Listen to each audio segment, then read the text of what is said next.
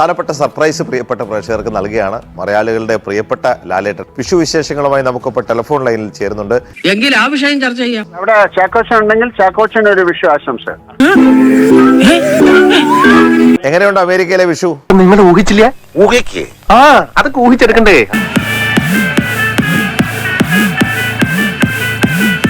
ഞങ്ങളുടെ ഫ്രണ്ടിന്റെ വീട്ടിലായിരുന്നു. ഞങ്ങൾ ലഞ്ചൊക്കെ കഴിച്ചു. ഇപ്പൊ രാത്രിയായി ഒരു ഡിന്നർ കഴിച്ചുകൊണ്ടിരിക്കുകയാണ്. അപ്പോൾ ഒരു റെസ്റ്റോറന്റിലായതുകൊണ്ടാണ് സൂം കോളിൽ വരാൻ പറ്റാത്തത്. എങ്ങനെ ഉണ്ടായിരുന്നു എന്റെ പെർഫോമൻസ്? അയ്യോ മനോഹരമായിരുന്നു. ഒറ്റ കാര്യം കൂടി, ഇത്തവണ ലാലാരാധകരെ സംബന്ധിച്ച് ദൃശ്യം 3, പേട്രിയറ്റ് പല സിനിമകൾക്ക് വേണ്ടിയുള്ള കാത്തിരിപ്പ് കൂടിയാണ്. എങ്ങനെയുണ്ട് പ്രതീക്ഷകള്? ഒരു പ്രതീക്ഷയില്ല. അതെന്നാ വർത്താനം പറഞ്ഞു വെച്ചു പോയി. സിനിമ എന്ന് പറയുന്നത് അങ്ങനെയാണല്ലോ. ഇതിന് നമ്മൾ ഭാഗ്യം എന്ന് പറയുന്ന ഒരു വാക്കല്ലല്ലോ, അതൊരു എന്താ പറയുന്ന ഒരു കാര്യം മറ്റടുത്ത ചോദ്യം ചോദിക്കില്ല. ചാക്കോച്ചൻ ജീവിതത്തിൽ ആലോചിക്കാത്ത ഒരാളിപ്പം ടെലിഫോൺ ലൈനിൽ വരുന്നുണ്ട്. ട്രംപാണോ? ട്രംപ് ആക്കിയതാണല്ലേ. ഹാപ്പി വിഷു. അയ്യോ ഹാപ്പി വിഷു. ഞാൻ ആ ഒരു ഹാപ്പി വിഷു നേരത്തെ വേറൊരു ഷാനലിൽ പറഞ്ഞത്, അപ്പൊ അവൻ ഓടിക്കളഞ്ഞു. എന്താ കൈമളെ? അതായത് ഇങ്ങനെയാ കണ്ടാ കണക്ക്. അയ്യോ ഞാൻ പൂസല്ല.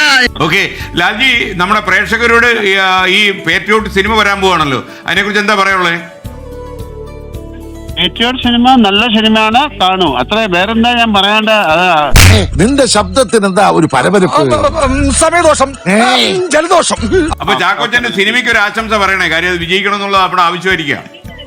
ഏതാണ്? ഒരു ദുരൂഹ സാഹചര്യത്തിൽ ഇന്നിപ്പോ റിലീസാ.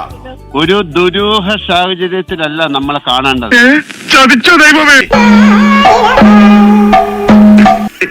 ഞാനിങ്ങനെ അന്തം വിട്ട് നിന്നുപോയി. ശ്രീ മോഹൻലാൽ, സ്വാഗതം ബിഗ് ടിവിയിലേക്ക്. വിഷു ആശംസകൾ. Happy Vishu, happy Vishu. എന്താ അന്തം വിട്ട് നിന്ന് പോയെന്ന് പറഞ്ഞ? ഒന്ന് ഷോക്കായി. ഷോക്കോ? ഞാനങ്ങോട്ട് ഇല്ലാണ്ടായി പോനെ. മനുഷ്യന്മാർക്ക് മാറാതെയൊന്നും ആരമാണല്ലോ. അത് മനുഷ്യന്മാർക്ക്. വിഷുക്കണിയൊക്കെ കണ്ടോ? അമേരിക്കയില് വിഷുക്കണി കാണാൻ കണ്ടു. ആരോടാണ് കളിക്കണത്? അറിഞ്ഞുകൂടാ മക്കളെ.